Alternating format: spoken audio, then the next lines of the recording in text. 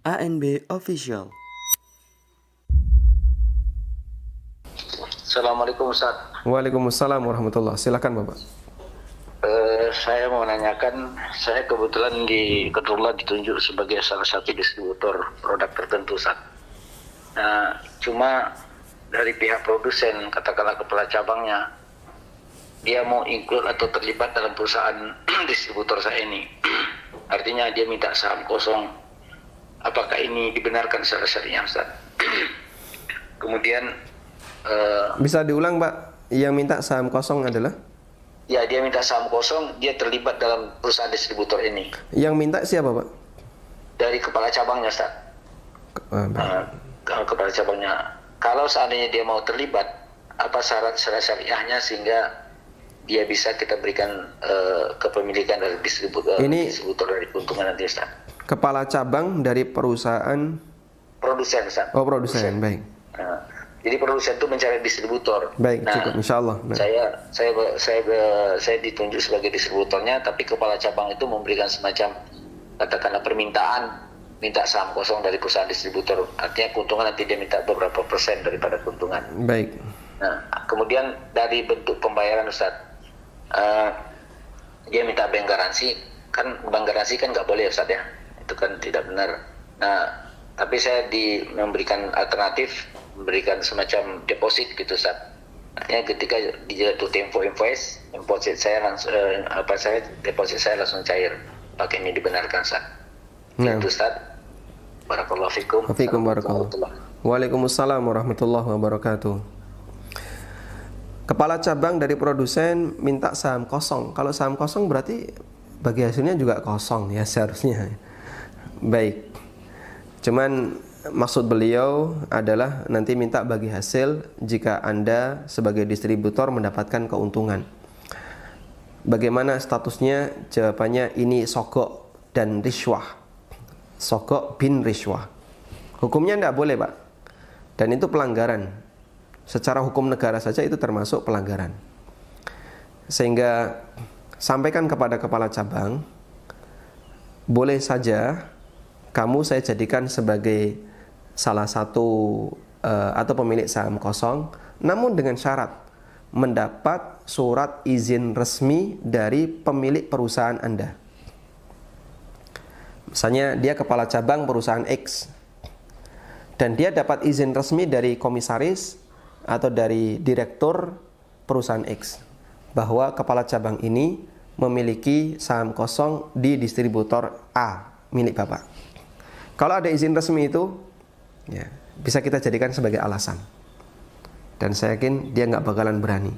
Dia lakukan itu secara sembunyi-sembunyi. Dan semua aktivitas muamalah yang bisa dilakukan secara terbuka, tapi oleh seseorang dilakukan secara sembunyi-sembunyi, ketahuilah itu salah satu di antara indikasi perbuatan ini nggak benar. Perbuatan ini nggak benar. Ada sebuah keterangan yang disampaikan oleh Umar bin Abdul Aziz, tapi ini berbicara tentang masalah menyampaikan kebenaran masalah agama. Beliau mengatakan, idza ra'aitum ar-rajula idza ra'aitumun nasa yatanajawna fi dinillahi dunal 'amah fa'lam annahum ala ta'sisid dhalalah. Idza ra'aitan nas yatanajawna fi dinillahi dunal 'ammah. Kalau kau lihat ada orang yang membahas masalah urusan agama diam-diam, dia enggak ngajak yang lain, tidak berada di tempat umum, fa'lam annahum ala ta'sisid dhalalah. Pahamilah sebenarnya dia sedang membahas kesesatan. Mereka sedang membahas tentang masalah kesesatan. Maksudnya gimana? Kebenaran itu tidak perlu disembunyikan. Makanya ulama ahlussunnah, para asatidzah ahlussunnah, begitu mereka pulang dari Madinah, mereka pulang dari Riyadh, mereka lulus dari Libya dan kampus-kampus yang lain yang di negara kita dianggap sebagai kampus dengan label Wahabi, tapi mereka tampil di mimbar dan nggak ada yang protes. Anda bisa lihat ya, banyak sekali permintaan, misalnya masjid ini minta tolong Ustadz jadi khatib.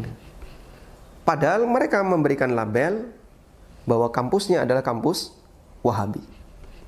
Tapi ketika para ustadz ini tampil di mimbar, nggak ada yang nolak.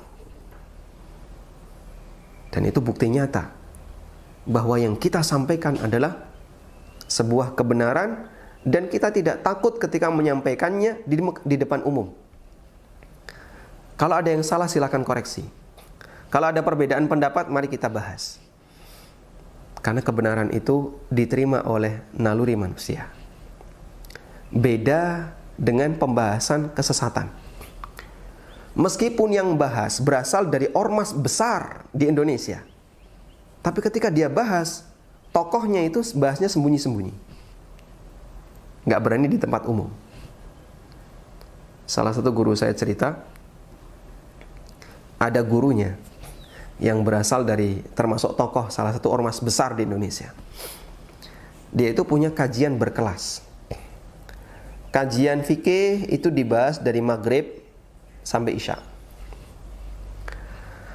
Dan dia punya kajian yang lain yang dibuka di malam tertentu, kalau enggak jam 10 atau jam 12 malam. Kajiannya baru dibuka. Ya, jam segitu yang mau ikut ya orang-orang tertentu saja. Kenapa kok terlalu malam? Yang dibahas Syamsul Ma'arif. Apa sih Syamsul Ma'arif? Kitab perdukunan. Jadi di situ diajari, kalau nanti kamu sakit ini, maka cara pengobatannya kayak gini. Nanti sakit ini, cara pengobatannya seperti ini. Itu dibahas dalam kitab Syamsul Ma'arif. Sehingga meskipun dia salah satu tokoh yang berasal dari ormas besar, yang mungkin dianggap sebagai Ahlus Sunnah wal Jamaah Indonesia dengan singkatan Aswaja, tapi giliran dia bahas kayak gini, dia rahasiakan. Yang nggak berkepentingan nggak boleh ikut, dan itu pun acaranya dimulai tengah malam, dia rahasiakan. Makanya sesuatu yang biasanya dilakukan dengan diam-diam, yang Pak nanti jangan transfer Pak ya, Bapak datang ke rumah saja, nanti kita ngobrol di rumah. Padahal dia pejabat, tapi ada yang ditakutkan, sehingga dia minta kepada kliennya, Bapak nanti nggak usah menghadap saya di kantor, nanti datang saja ke rumah. Baik. Apa fungsi dia pejabat sementara dia masih ada yang ditakutkan? Karena dia tahu perbuatan dia melanggar undang-undang. Cuman kepentingan klien ini, masyarakat ini, karena dia butuh dilayani, perizinan yang harus yang harus segera diselesaikan, mungkin dia mau karena dia punya kepentingan. Tapi kita jelas tahu perbuatan seperti ini adalah tindakan kriminal, tindakan yang jelas melanggar hukum. Jangankan kita bahas dari sisi aturan negara, dari sisi aturan agama, secara aturan negara saja ini sudah dilarang. Makanya ketika kepala cabang minta seperti itu, sampaikan kepada yang bersangkutan, Anda akan saya kasih saham kosong, tapi dengan syarat umumkan kepada seluruh karyawan dan minta izin kepada atasan. Kalau dilakukan secara terbuka, oke. Dan saya yakin dia nggak bakalan berani. Pasti dia akan minta itu secara diam-diam, secara rahasia. Nah, dan tentang BG belum bisa kita bahas sekarang ya. Insya Allah kita bahas di lain waktu. Wallahu a'lam. Baik, kita coba angkat satu penelpon lagi. Silahkan. Assalamualaikum Ustaz. Waalaikumsalam warahmatullahi. Silakan Bapak. Anak dari Sumbar Ustaz. Silakan Pak. Jadi yang anak tanyakan gini, anak kan tinggal di desa. Yang anak tanya Ustaz, masalah transfer uang. Nah, jadi kita punya ATM atau briling. Nah, jadi kita mengambil jasa mentransfer itu atau briling. Jadi kita ambil kelebihannya. Misalnya saudara kita mentransfer sama kita minta tolong 1 juta. Nah, jadi kita ambil operasionalnya namanya 10.000. Nah, jadi gimana hukumnya yang kayak gitu, Ustaz? Baik. Cukup Bapak? Cukup? Halo ya, Ustaz? Ya, pertanyaannya cukup Pak? Gimana, Ustaz? Pertanyaannya sudah cukup? Ya, Baik.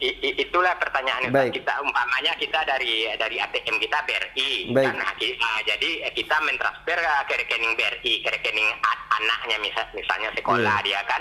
Cuma uangnya yang diambil uang kita tuh saldo kita yang pajaknya lah yang diambil sama bank kan cuma 3.000 atau 3.500 kan. Baik. Nah, jadi kan ada kelebihan uang lagi 6.000 kan atau 6.500. Jadi gimana hukumnya yang kayak gitu, Ustaz? Baik, barakallahu fikum Bapak. Ya. Baik. Jazakumullah Jazakumullah khairan. Terima kasih Pak. Nggih. Baik, tentang kasus penyedia jasa briling atau yang lainnya yang membantu lalu lintas uang, terutama mereka yang ada di pelosok-pelosok ya. Lalu dia mendapatkan jasa, bolehkah seperti itu? Jawabannya insya Allah diperbolehkan. Karena orang yang menjual jasa, selama di situ tidak ada unsur tolong menolong dalam maksiat dan jasa yang diberikan adalah jasa yang sifatnya mubah, maka upah yang dia dapatkan dari jasa tersebut hukumnya juga mubah. Sehingga tidak jadi masalah ketika biaya resmi yang ditetapkan oleh pihak bank 3.500, tapi Bapak mengambil biaya jasa dari orang yang transfer senilai 10.000. Bapak dapat kelebihan 6.500. Kelebihan itu halal bagi Bapak karena Bapak sudah menyediakan jasa. Dan masalah nilai kembali kepada kesepakatan. Misalnya Bapak turunin bukan 10.000 tapi jadi 7.000. 3.500 diambil oleh bank, yang 3.500 Bapak miliki. Hukumnya juga boleh. Wallahu ta'ala alam.